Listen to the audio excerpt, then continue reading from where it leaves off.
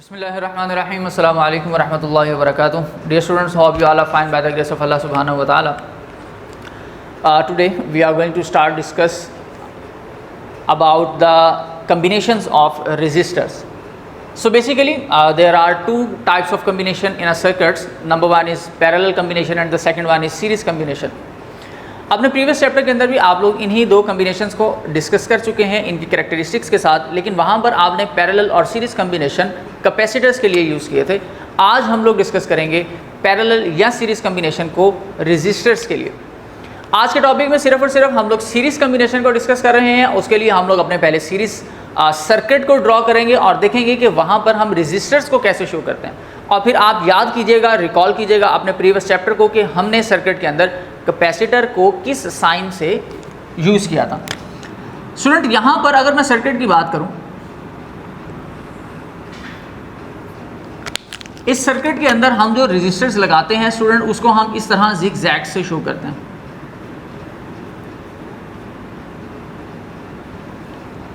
जबकि हमने जब कम्बिनेशन को यूज़ किया था कैपेसिटर्स के लिए, तो कैपेसिटर को हमने इस तरह से पैरेलल लाइंस के साथ हम कैपेसिटर्स को शो करते थे. This is the sign for c capacitor and this is the sign for r resistor. This is R3, this is R2 and this is R1.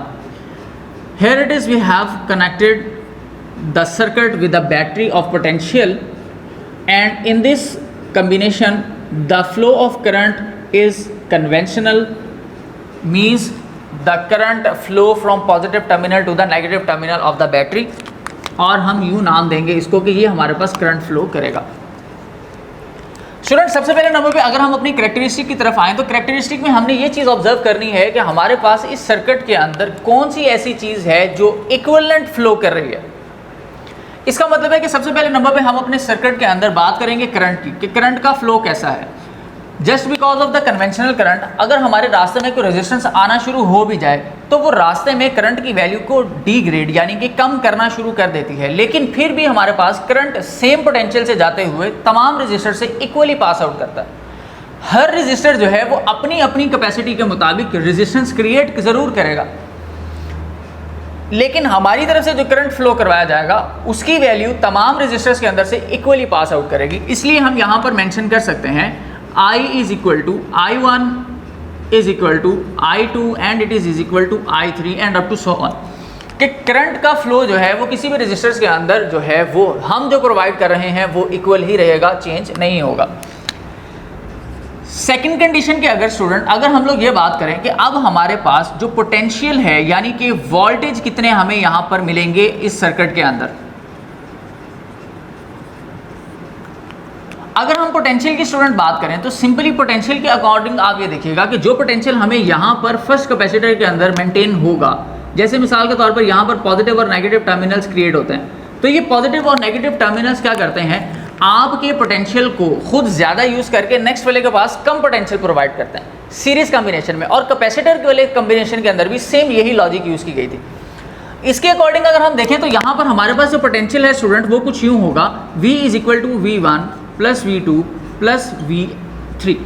इसका मतलब स्टूडेंट सिर्फ और सिर्फ ये है कि जितना भी पोटेंशियल आपके इंडिविजुअल रेजिस्टर्स में से गुजर रहा है उन तमाम का सम जो है वो आपके टोटल पोटेंशियल ऑफ बैटरी के इक्वल होगा. सेकंड के बाद हम आएंगे स्टूडेंट अपने थर्ड पार्ट की तरफ. थर्ड पार्ट के अंदर हम डिस्कस करेंगे अपने रेजिस्टर को, कि ये जो रेजिस्टर्स हैं इनकी कैपेसिटी के अकॉर्डिंग अगर देखें तो रेजिस्टेंस कितनी होगी हर एक इंडिविजुअल के अंदर. जो बेसिक फार्मूला स्टूडेंट हमारे पास आता है वो है V is equal to I R. हम क्योंकि यहाँ पर डिस्कस कर रहे हैं पोटेंशियल को, कि पोटेंशियल अगर डिवाइड होता चला जा रहा है तो इसके अकॉर्डिंग फिर रेजिस्टेंस के अंदर R भी चेंज होगी, और हर रेजिस्टेंस जो यहाँ पर हम यूज़ कर रहे हैं हर एक की अपनी अपनी रेजिस्टेंस होगी सेपरेट सेपरेट. इसके अकॉर्डिंग अगर हम ये देखें तो हमारा फार्मूला स्टूडेंट कुछ यूँ मेंशन किया जा सकता है.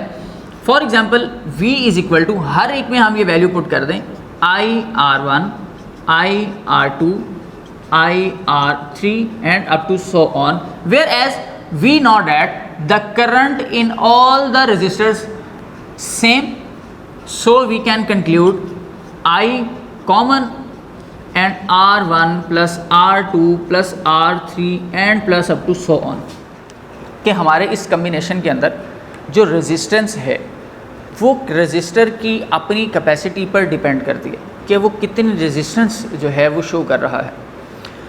हो सकता है कि एक रेजिस्टेंस जो है हमारे पास एक रजिस्टर में कम हो, दूसरे में ज़्यादा हो, तीसरे में कम हो, यानी ये तीनों की तीनों डिफरेंट हो सकती हैं और इसी वजह से हर एक में करंट तो सेम जा रहा है लेकिन हर एक की जो रेजिस्टेंस है वो उनकी अपनी एबिलिटी के अकॉर्डिंग ही रहेगी। लेकिन जब हम बात करते हैं कि टोटल सर्किट के अंदर कंप्लीट रेजिस्टेंस कितनी हुई, यानी कि इक्विवेलेंट रेजिस्टेंस, मिसाल के तौर पर एक सर्किट में मुझे एक स्पेसिफिक क्वांटिटी की जो है वो रेजिस्टेंस चाहिए थी और मेरे पास वो क्वांटिटी अवेलेबल नहीं थी, तो मैंने इंडिविजुअल छोटे छोटे पार्ट्स लगा दिए। अब सेम चीज़ कि अगर मैंने छोटे छोटे पार्ट्स लगाए और मैं चाहता हूं कि इन तीनों के मुकाबले में एक ही बड़ा जो है वो इक्विवेलेंट कैपेसिटर यूज़ कर लूं, तो उसके लिए मुझे क्या करना पड़ेगा। तो स्टूडेंट हम यहाँ पर अपनी फोर्थ कैरेक्टरिस्टिक को डिस्कस करते हैं and this is about the equivalent resistor. अगर स्टूडेंट हम बात करें अपने इक्विवेलेंट रेजिस्टर की, तो इक्विवेलेंट रेजिस्टर के अकॉर्डिंग आप देखिएगा कि जो हमने पीछे फॉर्मूला कंक्लूड किया था which is V is equal to I R1 plus R2 plus R3 and up to so on, so we can conclude that the resistance that is the equivalent resistance which is equal to R1 plus R2 plus R3 plus up to so on and Rn। इसका मतलब यह है कि यहाँ पर अब हमें equivalent resistance कोई ऐसी यूज़ करनी पड़ेगी जिसकी की रेजिस्टेंस इन तमाम के सम के इक्वल हो। तो फिर हम लोग यहाँ पर अपनी वैल्यू को ऐसे लिख सकते हैं I R एंड इक्विवेलेंट। लेकिन स्टूडेंट यहाँ पर एक लास्ट पॉइंट भी याद रखिएगा कि हमारे पास इस पूरे का पूरे सर्किट कॉम्बिनेशन के अंदर जो हम इक्विवेलेंट रेजिस्टर यूज़ कर रहे हैं, इक्विवेलेंट रेजिस्टर इंडिविजुअली किसी भी रेजिस्टर से ज़्यादा कैपेसिटी रखता है, ज़्यादा रेजिस्टेंस रखता होगा, तो हम उसको जो है वो यहाँ पर रिप्लेस कर सकते हैं। तो ये स्टूडेंट आपके पास सिर्फ और सिर्फ कुछ कैरेक्टरिस्टिक्स थी जिनको न्यूमेरिकली हम लोग जो है वो सॉल्व आउट करते हैं। डिटेल आप लोग स्टूडेंट इसकी बुक से भी रीड आउट कर सकते हैं, लेकिन जो लॉजिक थी वो मैंने आपके साथ शेयर कर ली है। उम्मीद है कि आपको आपकी ये बेसिक कम्बिनेशन को जो है वो बहुत ही आसानी के साथ क्लियर हो चुका होगा। अगर हम बात करें स्टूडेंट अपने पैरेलल कॉम्बिनेशन की, तो वो हम डिस्कस करेंगे अपने नेक्स्ट लेक्चर के अंदर। तब तक के लिए इजाज़त दीजिए, अल्लाह हाफ़िज़।